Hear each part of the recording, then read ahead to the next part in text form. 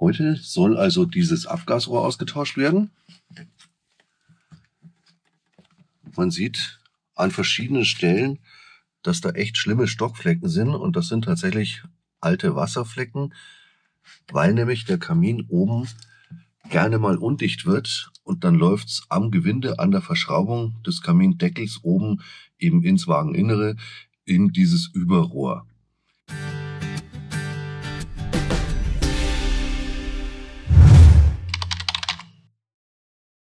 Ganz schlimm sieht man es also hier.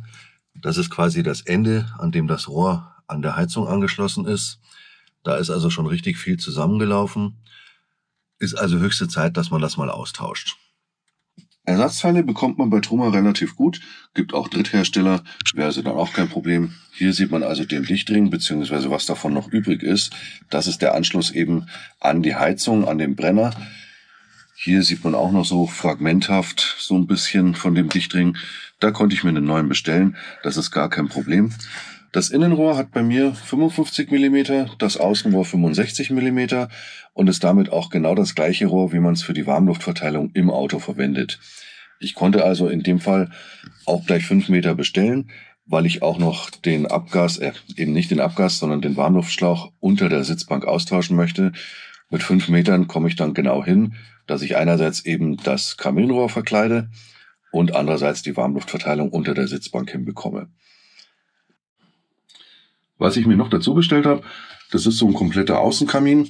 Mit dem fange ich jetzt auch erstmal an, weil ja dann der Schlauch auch da dran muss. Und solange der Schlauch hier nicht drin ist, habe ich immer noch freies Spiel zu arbeiten. Diesen Ring kann man jetzt auf 2 Arten abnehmen. Man kann den umständlich abschrauben über die gesamte Länge. Kann natürlich ein bisschen dauern. Man kann ihn aber auch hier auseinanderspreizen und einfach im Kompletten runterziehen, sobald der über das Gewinde springt. Nachdem ich den sowieso austausche, ist es jetzt auch egal, ob da drin irgendwelche Gewindestücke abbrechen oder stumpf werden. So. Damit ist der Teil hier unten schon mal erledigt und wir können aufs Dach steigen und das Ding rausholen.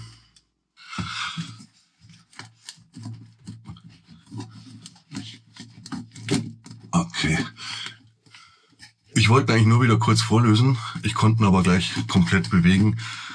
Das heißt, die Dichtung hat schon wieder mal nicht wirklich gut gehalten. Oder das, was da jetzt noch an Dichtung drin war.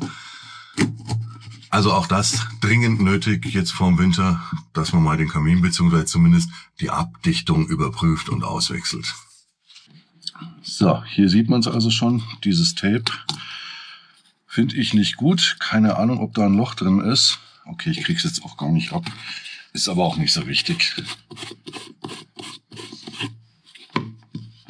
Nö, Loch sehe ich jetzt zwar hier keins, aber gut. Ist halt nicht schön, gefällt mir nicht. Da ist eine Schraube drin. Ach so, weil es ausgebrochen war, haben wir hier eine Schraube reingedreht. Gut, alles egal. Ich habe ja den kompletten Kamin. So, ja. So eine Dichtung lässt halt auch irgendwann mal nach im Laufe der Zeit. Und dann sippt es halt rein. Man hat offenbar eine Silikonwurst drum gelegt. Jo. Heißt also wieder mal reinigen, reinigen, reinigen.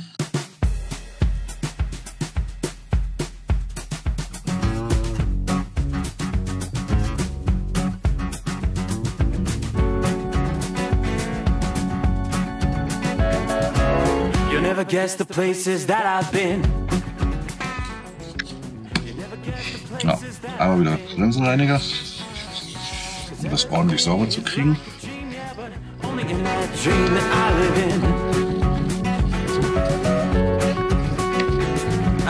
Never gonna let the day begin. Never gonna let the day begin. 'Cause everything is like a dream, yeah, but only in that dream that I live in. Hier oben, da sprühe ich mir ein bisschen Silikonspray rein, damit also auch bei diesem Übergang hier nichts schief gehen kann.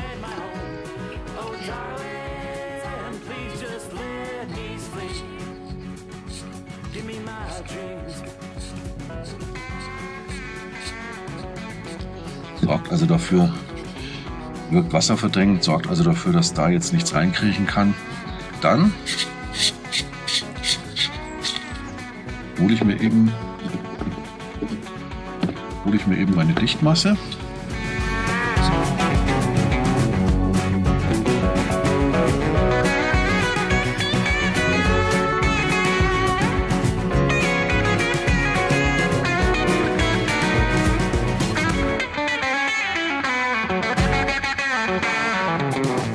Soweit so schön.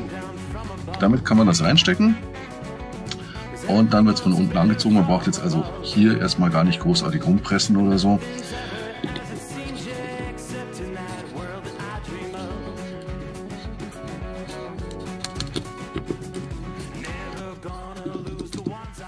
Ja, also eine sehr passgenaue Öffnung. Und durch das Anschrauben unten wird es gleich auseinandergedrückt. Ich bin mir nicht sicher, ob man da überhaupt Dichtmasse braucht oder ob nicht so ein bisschen Silikonspray auch reichen würde. Denn die Lippe legt sich ja wirklich ganz gut an. Wenn die jetzt gleich von unten angeschraubt wird, wird die ja schön flach gepresst. Aber sicher ist sicher. Und ich finde Dichtmasse mittlerweile richtig gut. Deswegen mache ich das gerne. So, und hier jetzt die Überwurfmutter drüber.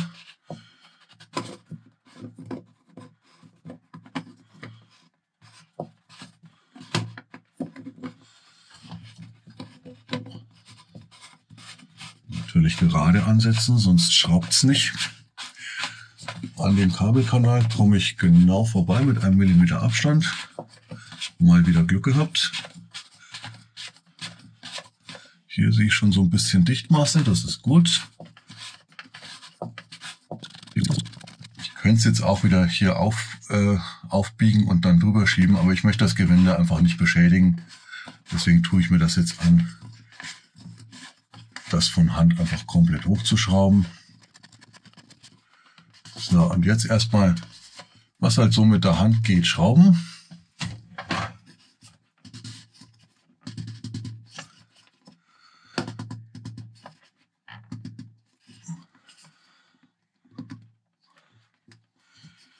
Und dann der Dichtmasse aber auch wieder Zeit geben, dass die sich oben ein bisschen verteilen kann. Während das jetzt so ein bisschen anzieht da oben, beziehungsweise sich so ein bisschen verteilt, die Dichtmasse, ein Wort zu den Ersatzteilen von Truma. Haben also eine perfekte Verfügbarkeit. Ob man jetzt so eine Überwurfmutter einzeln bekommt, weiß ich nicht. Aber oben den Dichtring auf dem Dach, den hätte ich einzeln bekommen. Genauso wie die Dachkappe, die eigentliche Haube, wo ja dieses Panzertape drauf war. Die hätte ich auch einzeln bekommen. Ich habe jetzt diesen ganzen Kamin bestellt, weil der 14 € gekostet hat, inklusive diesen ganzen Teilen. Hat jetzt also keinen großartigen Unterschied mehr gemacht. Wenn ich Dichtung und Kappe einzeln bestellt hätte, ja, wäre da nicht mehr viel gewesen. Auch das Innenrohr, also dieses etwas metallene Rohr, das eigentliche eben Kaminrohr, das gibt's als Meterware oder auch schon mal vorher abgelenkt. Muss man halt messen, wie viel man braucht. Nennt sich für diesen Kamin, weil es eine Heizung S3002 ist, das geht dann alles so in Richtung Nummerierung 3er Serie, nennt sich also AE3, das Innenrohr, das metallene, und das Überrohr. Das Innenrohr hat einen Durchmesser von 55 mm, das wollte ich noch dazu sagen. Bei mir muss man natürlich auch ausmessen. Und das Außenrohr, das Überrohr, hat bei mir einen Durchmesser von 65 mm, nennt sich bei mir UR. Also Überrohr könnte man sich merken, UR3 für 3er Serie. Dieser ganze Kamin, der heißt dann AK3, also Abgaskamin 3 für die 3er Serie. Und das Innenrohr, warum das AE heißt, weiß ich nicht, aber das heißt bei mir dann eben AE3, auch wieder Abgasrohr für die 3er Serie. Das ist alles zu relativ vertretbaren Preisen zu bekommen. Es gibt natürlich auch Drittanbieter, die kann man genauso nehmen. Ich sehe jetzt nicht, wo da der großartige qualitative Unterschied sein sollte. In dem Fall habe ich es relativ günstig bekommen. Da kann ich empfehlen, nicht mal nur die einschlägigen Campingausrüster zu konsultieren, sondern auch mal eine Preissuchmaschine zum Beispiel zu verwenden. In dem Fall war das bei mir der richtige Treffer und ich habe ihm, wie gesagt, für den ganzen Kamin 14 € bezahlt. Also dieses Teil hier inklusive Mutter, Dach und der Dichtung.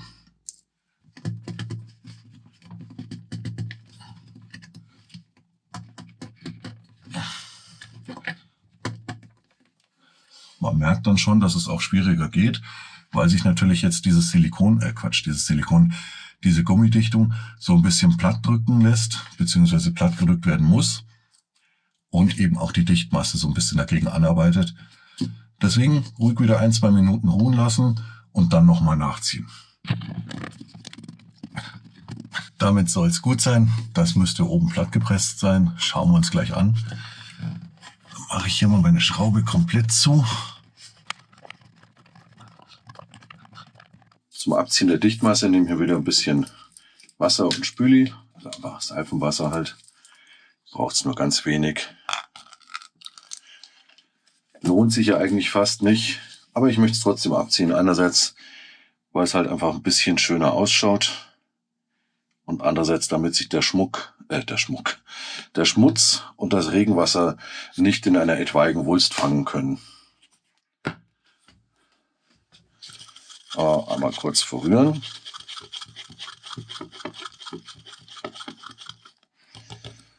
Und dann geht's aufs Dach damit. Man soll sich ja nicht selber loben, aber ich würde schon sagen, das ist ziemlich perfekt. Es ist rundherum was rausgekommen, aber auch nicht ewig viel. Also auch die Menge, würde ich sagen, hat genau gepasst. Und eben auch keine Lücken drin. Ich sehe zumindest keine. Also nach meinem Dafürhalten soweit okay. Dann erstmal wieder das Überflüssige einfach abnehmen.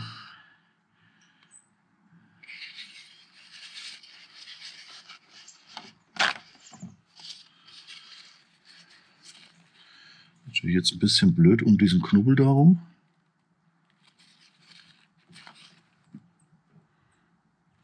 Moment mal. Ich kann mir doch etwas Aktionsradius verschaffen.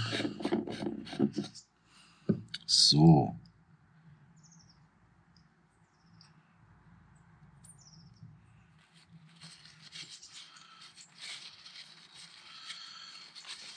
Solange das Zeug noch keine Haut hat, klebt es also doch ziemlich. Nach ein paar Minuten an der Luft setzt so eine Haut an. Und dann kann man das echt gut verstreichen. Und gerade mit so einer Seifenlauge dann.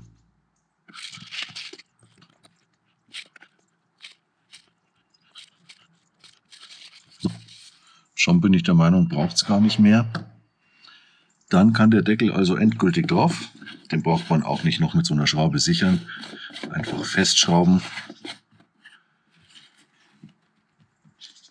So, und jetzt kann man auch merken, wie gut das von unten verschraubt ist. Das ist also richtig fest. Das ist jetzt die Heizung von hinten, also da, wo die Anschlüsse gemacht sind. Ich möchte diesen Warmluftschlauch, der geht hier unter die Sitzbank. Den möchte ich auch gleich noch austauschen. Ich habe genügend bestellt. Okay. Also hier gehört eigentlich eine Schraube hin. Damit ist der Schlauch so ein bisschen festgemacht hier, dass er nicht von allein rausrutschen kann. Die ist also auch schon nicht mehr da. Und dann kann man den Schlauch einfach rausziehen. Okay. Und dann muss ich mal schauen. Also da muss ich mal in die Außenklappe und mal schauen, wie ich den Schlauch da durchfädeln kann.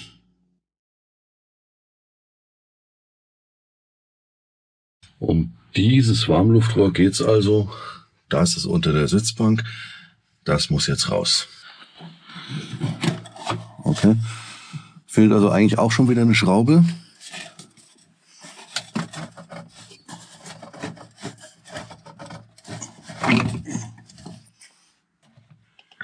Hier ist also das Rohr, das ich gerade rausgezogen habe. Wie man sieht, war auch hier mal eine Schraube, die auch nicht mehr da ist. Das heißt, ich kann hier auch gleich die Schraube nachsetzen und das ist natürlich auch, ja, muss man nicht haben. Also auch austauschen. Bevor ich mir jetzt hier was kaputt reiß, schneide ich mir das lieber einfach ab.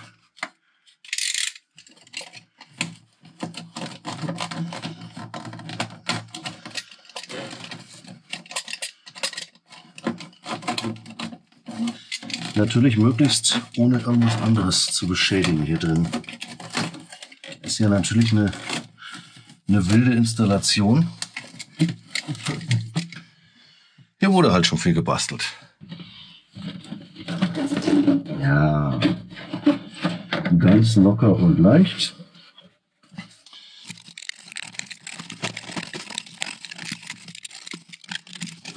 Das soll also die neue Verbindung sein von der Heizung zum Boiler, beziehungsweise neben dem Boiler entlang. Und das ist dann das Stück für unter der Bank. Das war jetzt unter den Schläuchen drunter. Ich glaube aber, so wie ich das Loch hier sehe, war das originär mal oben drüber. Und dann mache ich das wohl auch wieder so. Ja. Allerdings fahre ich hier entlang.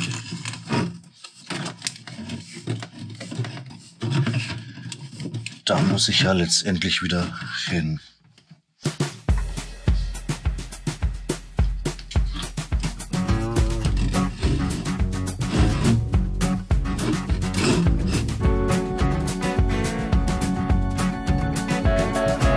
You never guess the places that I've been. You never guess the places that I've been. 'Cause everything is like a dream, yeah, but only in that dream that I live in.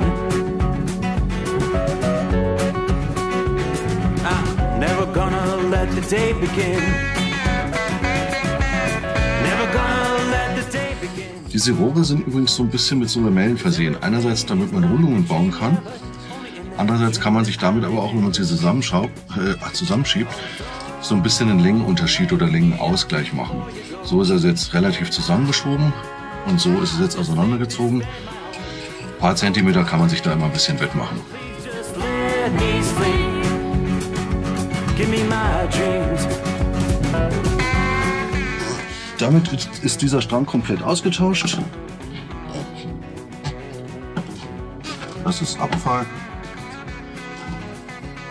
Das hebe ich nur noch auf.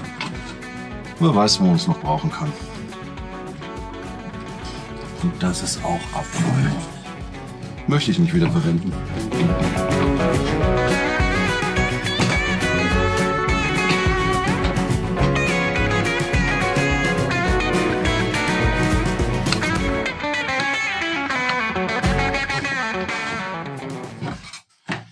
Oh, schön flach getreten. Nimmt im Müll weniger Platz weg. Was ich jetzt beinahe vergessen hätte, vor lauter Hoppla Hopp und was gar so gut geklappt hat, dass man da mal durchsaugt. Ich habe den Schlauch hier noch nicht angeschlossen. Diesen hier, also das Schlauchende, das möchte ich erst machen, wenn das Kaminrohr dran ist. Das geht nämlich hier drunter durch unter diesem Rohr. Das heißt, ich mache erst das Kaminrohr, also das Abgasrohr, und dann erst diesen Warmluftschlauch. Hier drin sieht man eine Menge Dreck, Brösel, Staub und so weiter. Das mache ich lieber alles raus, denn ja, Staub kann halt auch mal Feuer fangen und gerade hier im Bereich um den Brenner, um die Heizung rum, muss ich das nicht haben. Speziell, wenn ich hier jetzt alles offen habe und am Werkeln bin. Also erstmal eine kleine Saugaktion. Im ganzen Wagen habe ich auch schon ziemlich viel Dreck gemacht. Kann man ruhig mal zwischendurch sauber machen.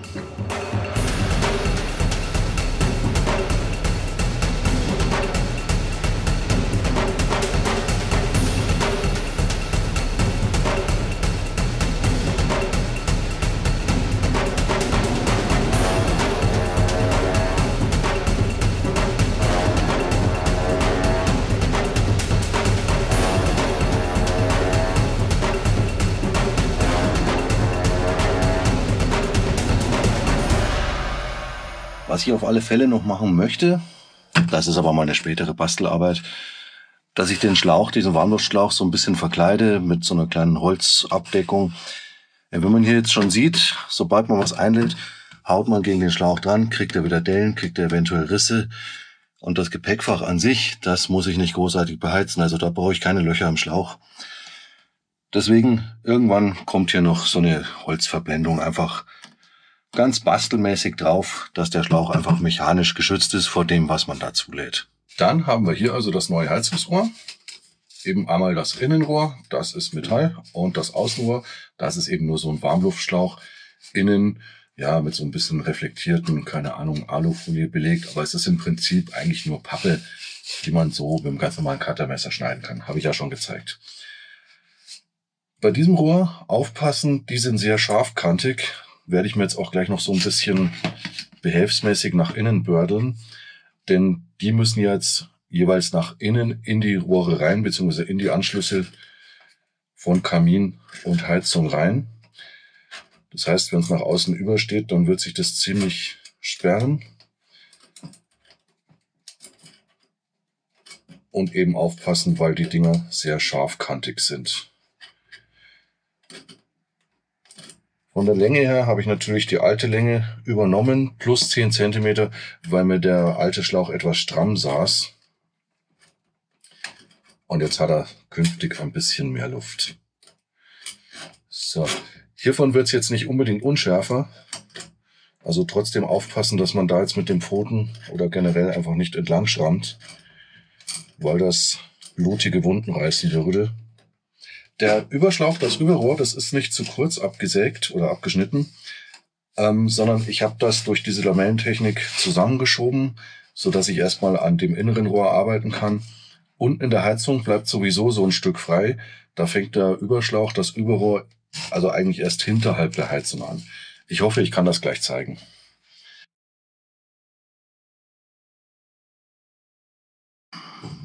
Da muss das Rohr gleich noch um die Kurve. Einmal der Ring zum Fixieren, einmal der Ring, der dann diesen Gummi an den Stutzen an der Heizung presst. Der Gummi hat hier so eine schräge Seite. Die schräge Seite muss Richtung Heizung. So, es sitzt relativ locker. Und jetzt müsste das Ding quasi fast um 90 Grad gebogen werden.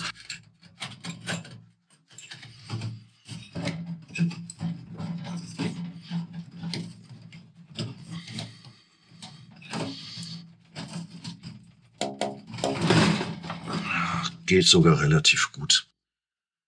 Von Vorteil ist es, wenn man sich diese 3 Elemente hier vorne auf dem Stutzen schon hält, denn hier über die Rundung das Zeug zu ziehen, das ist relativ aufwendig. Das sperrt sich an allen Ecken und Enden. Hier ist also der Anschlussstutzen von der Heizung.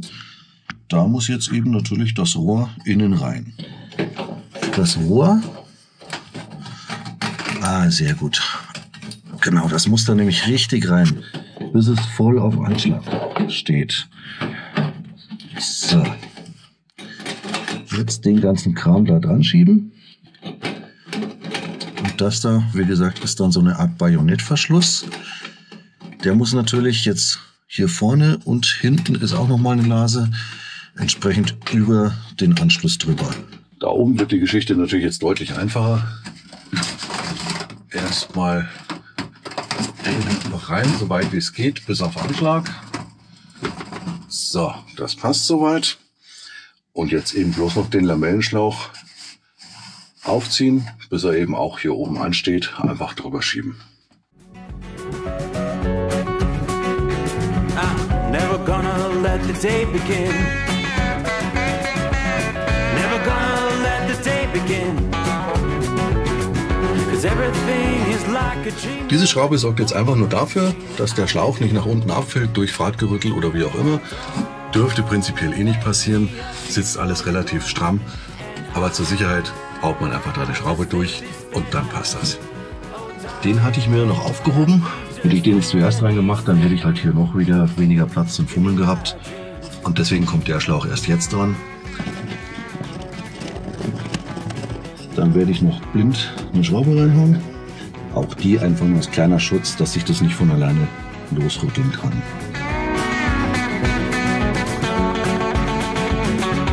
Passt, ich merke, dass da jetzt was dagegen hält. Also, gut. Damit ist auch dieser Warmluftschlauch hier angeschlossen. Vom Kamin, ich schaue halt natürlich, dass die Kabel alle so ein bisschen möglichst weit weg davon sind. So wie es halt geht. Das hier ist halt nicht länger, das hängt hier frei in der Luft. Soll halt nur nicht direkt an dem Abgaskamin dranhängen oder dran schleifen, dran schubbern, das wäre auch nicht gut. Und dann wollen wir mal einen ersten Test wagen. Gas ist da, habe ich soweit geprüft. Gaswarner habe ich angemacht, für alle Fälle. Ja. Da ist der Zündfunke.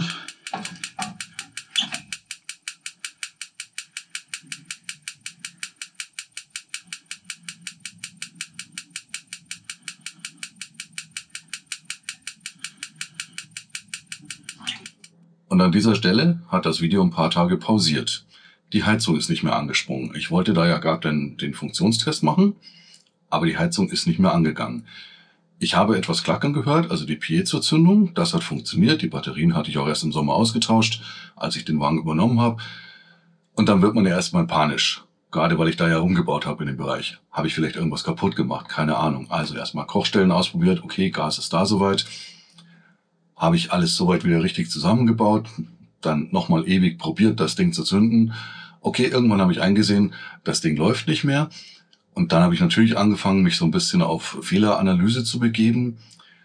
Die Problematik bestand also so, oder das Fehlerbild war dieses: Es hat geklackert, aber ich habe keinen Zündfunken gesehen. Meine laienhafte Fehleranalyse war also erstmal: Zündfunke, ist keiner da. Bereich Zündfunke. Der Piezo, der Zündautomat, der hat geklackert. Was man da also immer hört, das ist wirklich nur der Piezo-Zündautomat und nicht der Zündfunke selbst. Es könnte jetzt also die Zündkerze kaputt gewesen sein. Die könnte auch einfach nur so schmutzig gewesen sein, dass gar kein Zündfunke mehr entstehen kann. Oder es entsteht ein Zündfunke, der irgendwo anders auf Masse, das ganze Gehäuse ist ja auf Masse gelegt, überschlägt, aber eben nicht da, wo das Gas rausströmt, so dass eben auch nichts zündet. Es hätten auch noch andere Ursachen sein können. Da drin sind ja noch einige Regelungs- und Steuerungs- und Sicherungskreisläufe vor allem. Das konnte ich aber eigentlich relativ ausschließen, weil ich eben den Zündfunken schon im Schauglas nicht gesehen habe, und das muss eigentlich so sein. Jetzt hier nach der Reinigung sieht man den wunderbar durch das Schauglas, dazu muss ich nicht mal abdunkeln, sieht man bei helllichtem Tag. Den Zündfunken hatte ich also da noch nicht mal abends im vollkommenen Finstern gesehen. War ich also relativ sicher, dass es am Zündfunken in diesem Bereich liegt. Ich dann auf die Suche gemacht, was man alles machen müsste oder was man machen könnte in diesem Bereich. Hab dann sehr schnell gemerkt, okay, Brennereinheit ausbauen ist im Prinzip kein Problem, aber man muss eben an die Gasleitung ran, logischerweise. Und soweit bin ich noch nicht. Das habe ich mich noch nicht getraut. Mal schauen, in einem halben Jahr ist es vielleicht soweit. Für jetzt habe ich mich noch nicht rangetraut, habe aber trotzdem mal geschaut, was könnte jetzt im schlimmsten Fall der Fälle passieren. Zündkerze, 50, 60 Euro, damit kann man leben. So ein kompletter Brenner inklusive Zündkerze gibt's dann von bis. Das war sehr interessant, das war richtig börsenmäßig. Als er nämlich keine Brenner hatte, war er hier nochmal um 50 Euro teurer. Also da auch immer mal schauen, wenn man was braucht, wo kriege ich es her, zu welchem Preis. So ein Brenner muss auch nicht unbedingt neu sein. Möglicherweise gibt es da gerade was mit bei Kleinanzeigen, kann ja auch gut sein. Okay, lange Rede, kurzer Sinn. Ich habe dann den Wagen zu einem Truma Servicepartner gefahren. Es sind nur 2 Stunden Arbeitszeit angefallen. Ich habe das Auto hingebracht, konnte es am nächsten Tag schon wieder abholen. Kein Material, keine Teile kosten. Letztendlich wurde gemacht, den Brenner rausnehmen, das Ganze einmal durchreinigen, Zündkerze sauber machen, Düsen auspusten und so weiter, diese Geschichten. Danach natürlich wieder Einbau, Druckprüfung, Funktionskontrolle. Nachdem keine Teile angefallen sind, waren das rein 2 Stunden Arbeitszeit, war also auch preislich sehr moderat. War ich sehr froh, denn aufgrund dieser Geschichten habe ich mich ja schon auf das Schlimmste eingestellt. Jetzt funktioniert die Heizung wieder und ich kann auch endlich dieses Video abschließen. Weiter geht's dann mit der Schrankinnenbeleuchtung und der Einbau dieses Türkontaktschalters für die Schrankinnenbeleuchtung. Für dieses Video vielen Dank fürs Zuschauen. Bis zum nächsten Mal. Tschüss und macht's gut.